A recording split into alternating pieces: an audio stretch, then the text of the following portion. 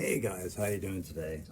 Crusty Crow back again, just kind of ready to show you just the progress update on my bull character, which is as you guys know, it's the conversion I'm doing, taking a artist proof of the Dark Tide Imperial Guard Cadian soldier with that big honking Cillian Guardsman gun, which I'm not doing anything with yet, and I decided I was going to make a G.I. Joe Canadian tribute character I'm calling Bull with the whole bat thing and everything like that, but I'm not going to wander into that stuff right now. I'm just going to give you guys a quick progress update because I didn't give you one yesterday.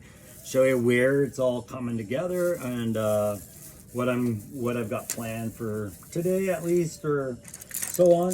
This is my second time shooting the video. It was you know me, I'm always a one take, but right in the middle of it I got a call, so I'm finally gonna get got some appointments in January coming up, and as you guys know, the end of this week I'm actually going to be heading back to Edmonton. So as much as I'd like to do another figure review or perhaps get those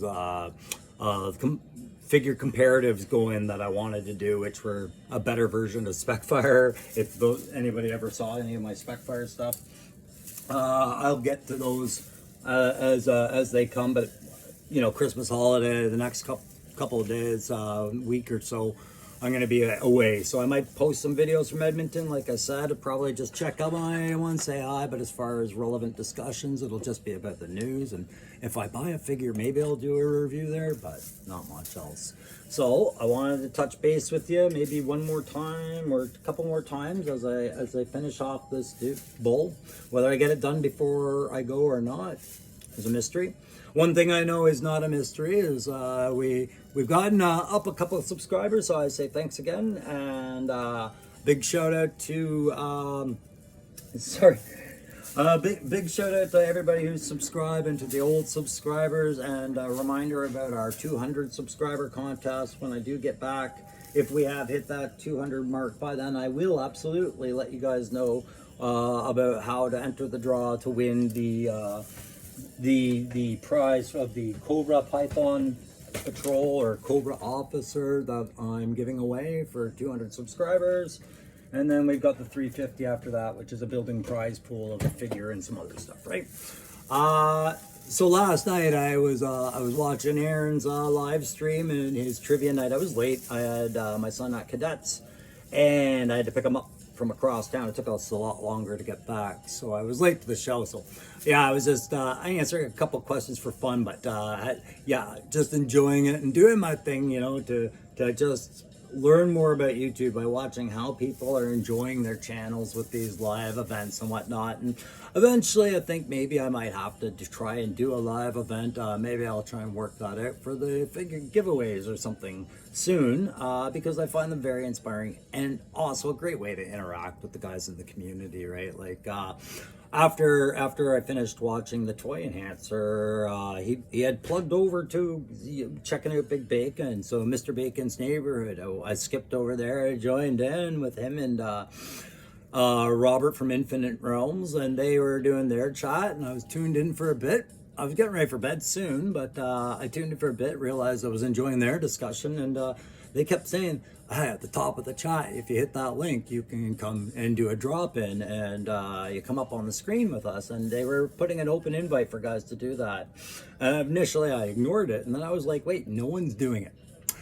And in the Army, I learned a really bad habit. Well, not bad habit. It's just one of these things we do as leaders. If your troops aren't moving, you set the example by doing what the intent was, so they follow and feel more comfortable to do it. So when guys say, hey, we've got this link up here, and I didn't see anyone do it, I'm like, okay, I'll do it first. And I dropped in, I said hi, I met those guys, and had a blast listening for the discussion.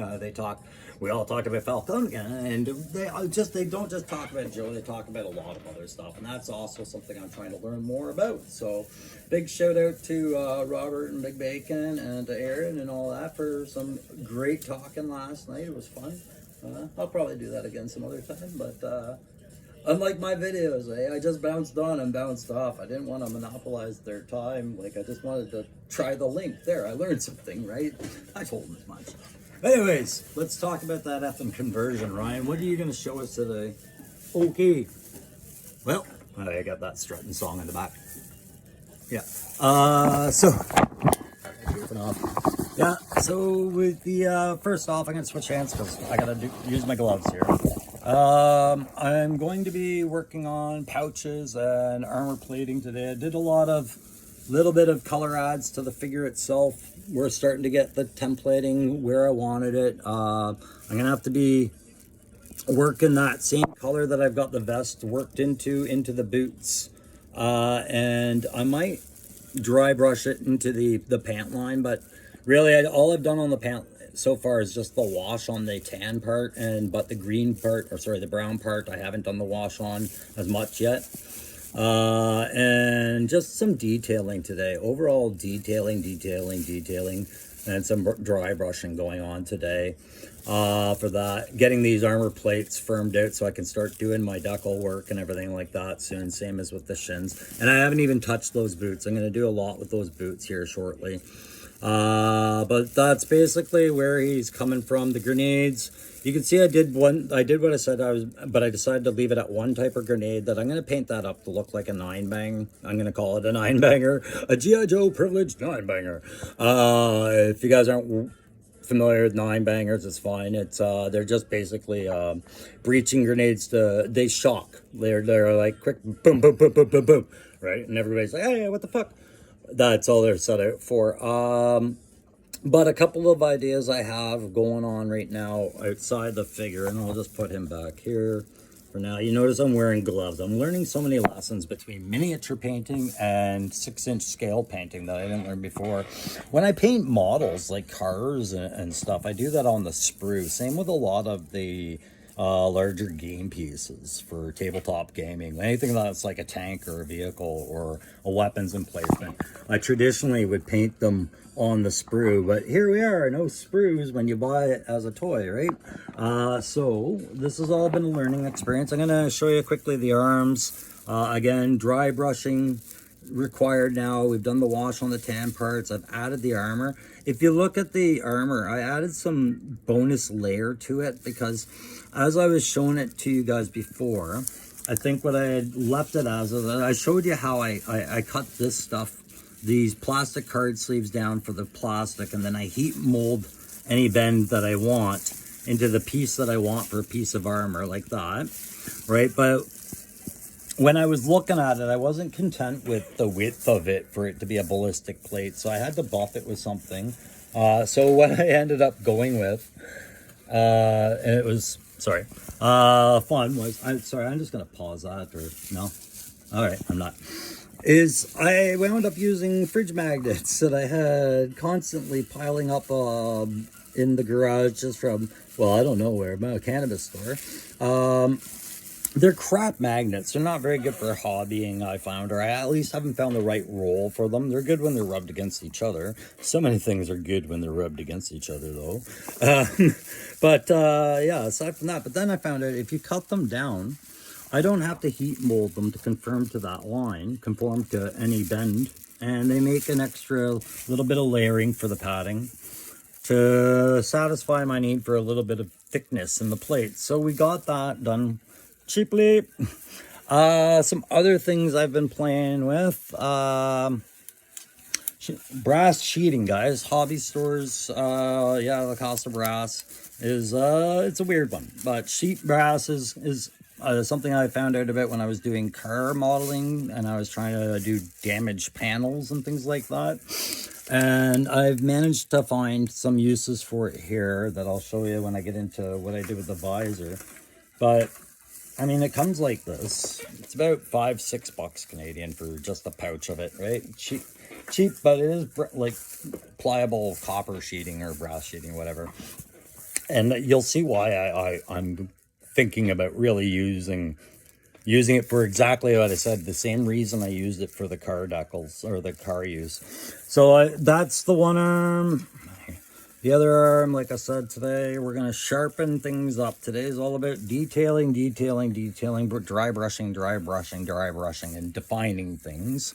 So the shoulder sockets that I've got in here, I can pick them up with my bare hand if I want to, because they're the only thing so far that I've managed to put the varnish on, let it sit. The rest of this, I said I would wait till it was done and then varnish it, because, yeah, I have to have an order of doing it, and that's what's going to work for me. So one of the things I was working on, guys, was I'm going to show you the helmet shortly. The neck guard. I layered my green stuff on, did some sculpting and mesh work, and now that's about ready to get painted up and dry brushed and washed and all that. And that'll go, oh, I might as well just put it on there. That'll go on here like that. So you got like that. And that's about as close to any tripwire effect as I wanted. And even with putting the mask on, and I did kind of work out the mask, I found it getting a little hard. So I'm going to put the phone back on my camera back on my mount for a second. And I'm going to show you the bump helmet and the face and some other stuff, and show you how it all works. So the bump helmet, let's go like that. Yeah, so that's coming along all right. Needs some dry brushing now, but I'm going with the two-tone brown with some green. I just put the green wash, so that needs its highlighting and its buffing. But if it can, that lighting is shite. All right, let's adjust. I'm gonna take this off because my hand is sweating like a hurting church. Okay, so we'll do this. Right along here, what I've had to do is add some receivers, just little bent metal coils, and I'll show you where I got them from after, but there, you can just see them just right here. And then you can see the rest of the work that's been done. Like I said, when it'll go there. So those are actually to slip the face mask into. I decided not to do a really weird hinge thing and bore into here, just because I found everything I had put with that camera, and I wanted to retain the camera, would really have interfered with it. So I just decided to have a slip-in one, but the slip-in one kind of has a hinge as well. And then the face, I managed to get the eyes done and the face wash is done, but that's about, yeah, I guess, where does it come into focus? That's where we're going with the face. You can kind of see the scarring I've done. It's starting to buff out, but the tricky part was getting those eyes, because I managed to give them blue eyes, and they're not the least convincing. I'm hoping once I do a better pick. But what I'm going to do now, just for fun, is I'm just going to pop that back into the helmet. And you know the Crow, this is where something goes flying, and I instantly regret that decision by chipping the paint or something. But I've been dying to look at it this way, and I just want to show you guys how it comes together. But I got to do it very carefully. I'm expecting a little bit of chip, but I might just leave it in here now that it's all kind of done. Yeah, there we go. So it is more or less, I think I can leave it assembled now, but there you go. So there's the head on there. I'm going to set it down. I'm going to bring the camera in and get it the way I want you to see it, rather than my crappy lighting situation with this. Painting light is not necessarily a good visual light. So there.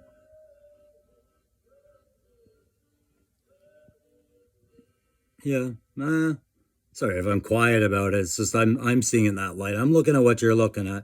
Yeah, I'm satisfied with that. That works for me. Maybe we'll just do this. Does that work? Yeah. All right. So, yeah. And that's about as much as I want to fondle it to not rub anything off. I don't think things are rubbing off. But this mask system, I'm going to show you. You see I've got the tape over it. The tape is where it is clear right now. And I've used that brass to form around that hinge system that I've put in there. And it's pretty banged up, and that's fine. It's not a piece I plan on having a lot of display with. But this wire, and this is why I keep this out, guys, is you see I keep a supply of wire and tape and all that other stuff and just general bits of crap, because sometimes bits of crap is exactly what you need. Even this magnet that I found stuck to the bottom of my desk today, I'm like, oh God, I might need that.